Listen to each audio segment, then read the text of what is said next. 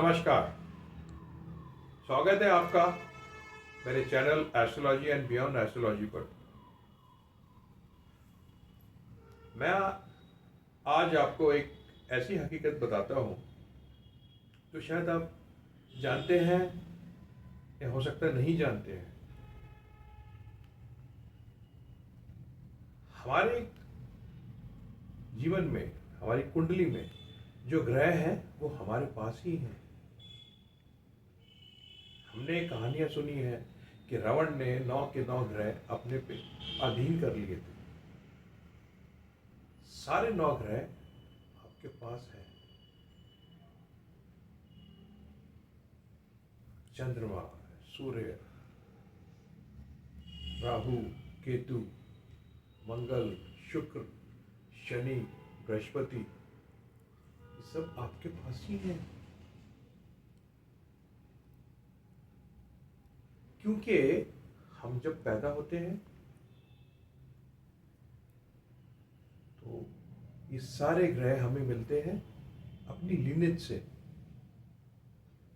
अपने प्रारब्ध से, अपने पितरों से।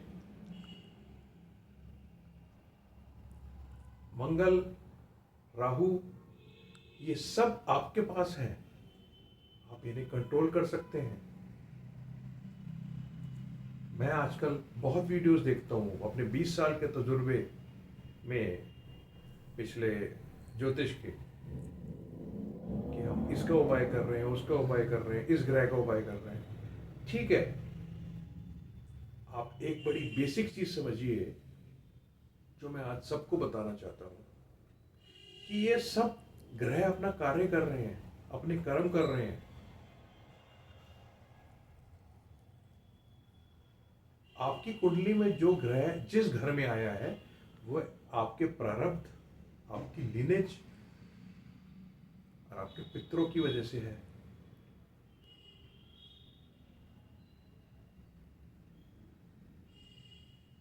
यही चीज मैं समझाना चाहता हूं कि अगर आपको कोई भी ग्रह तंग कर रहा है तो वो आप खुद कंट्रोल कर सकते हैं उसको, अपने कर्मों की वजह से।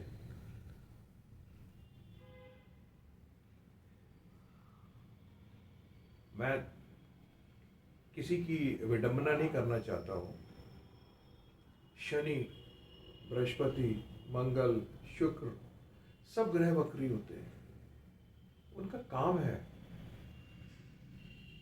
वो उनको काम दिया गया है। लेकिन अगर हम अपने कार्य में, अपने कर्मों में तत्पर रहें तो कोई दिक्कत नहीं आएगी।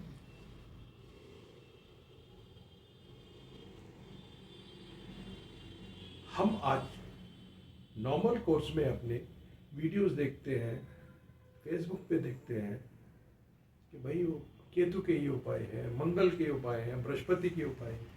अरे भाई, वो सब आपके हैं। आपकी कुंडली में जो ग्रह हैं वो आपके लिए हैं। आपको उनको देखना है और वो आपको बताते हैं कि कब क्या करना है। जैसे एक जातक अगर बृहस्पति की महादशा में पैदा होता है तो उसको वो पता चल जाता है उसके पिता के बारे में क्या है, उसके पितरों के बारे में क्या कहना चाह रहा है बृहस्पति।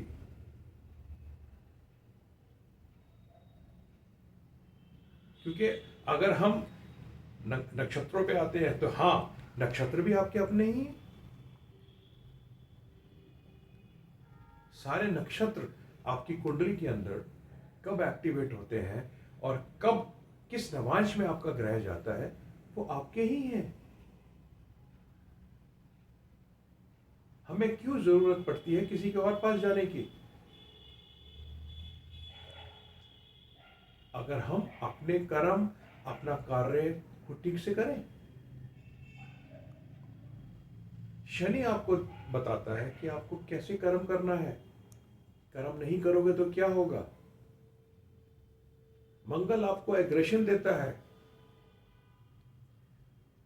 और मैं तो फिर बोलता हूं, मैंने अपने कुछ पिछले वीडियोस में भी बोला है कि चंद्रमा और सूर्य बहुत इंपॉर्टेंट ग्रह है। They are very important because moon, चंद्रमा हर 2.5 दिन के अंदर घर बदलते हैं, नक्षत्र एक्टिवेट होते हैं। और मैं फिर बोलता हूं कि चंद्रमा जब जब जिस घर से निकलते हैं, उस घर में जो भी ग्रह है वो एक्टिवेट होता है।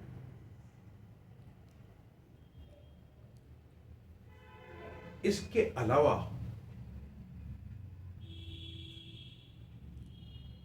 इन सब चीजों से ऊपर कोई और शक्ति है, कोई और पावर है जो कंट्रोल करती है इन चीजों को।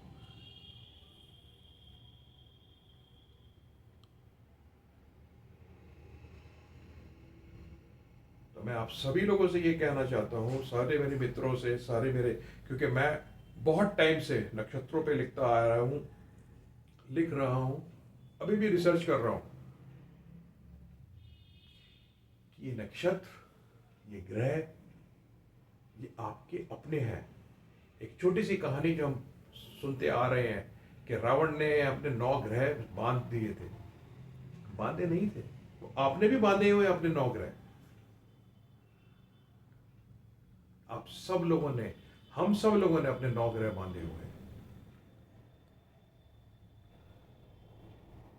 हमें सिर्फ ज्ञान की जरूरत है। वो हमें बताते हैं, जिस जिस ग्रह की महादशा अंतर्दशा आती है वो आपको बताता है कि आप क्या गलत कर रहे हैं, आप क्या सही कर रहे हैं, और आपको क्या करना चाहिए।